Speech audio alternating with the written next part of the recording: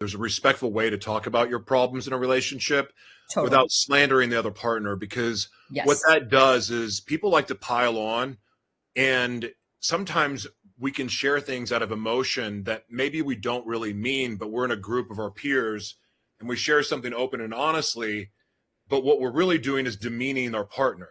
Hmm. And that can pile on and get out of control really, really, really quick. So I Totally. think there's a tact to go about those things, because some things do need to listen. All when it comes to my stuff, I'm out in the open about it. There's a reason for it.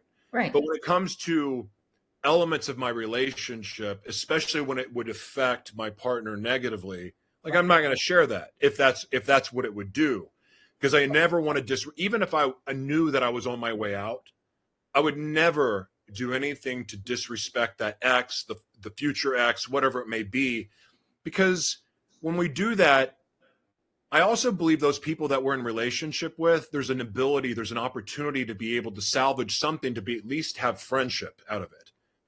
And when we 100%. start trashing each other, we lose that. And the only reason I bring that up is in my book, The Devil Inside Me, there was a woman, really the innocent one that I hurt and affected the most, that I regretted. I didn't really have a lot of regret that really affected me and stayed with me that long, Hmm. except for hurting her. And, after 15 years, we were able to reestablish a friendship and have true forgiveness and other things. And then also getting to reconnect with the kids. And look, I mean, it's not like we're best friends or anything like that, Right. but to be able to be friends again, was a prayer, multiple prayers answered, but also amazing. And I think the only reason that was able to happen is neither one of us trashed each other. And, and it Totally left agree. an opportunity to heal. And I feel like life is a much better thing to experience when we don't have a lot of skeletons in our closet and people that hate our guts. Like, for instance, I never wanted to become successful and then have a bunch of people in the background that I made their lives hell, Hmm.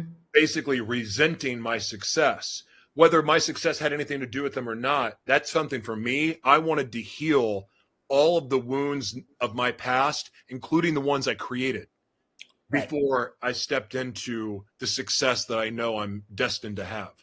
Oh, that makes a lot of sense. And I completely agree with you about not, we want to be respectful to our past partners because they all teach us something. And I think when I was talking about that woman, that was the thing that I loved about her. She never disrespected her That's partner. awesome.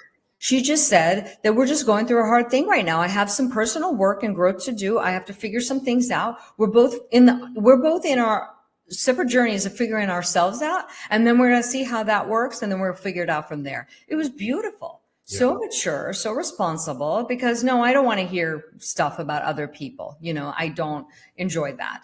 But, the reality is, like you, I do really like to be friends with people that I have been in a relationship. But I'm going to also add one caveat. Sometimes you can't. That's true. Sometimes you can't. Trust me. I really That's wanted my to. situation too. Yeah. This time around, I really wanted us to be friends. But every time I was just met with such disrespect. And there's only so much disrespect that can be tolerated. And I don't think he means it. I just think he hasn't healed himself. He hasn't healed his own wounds.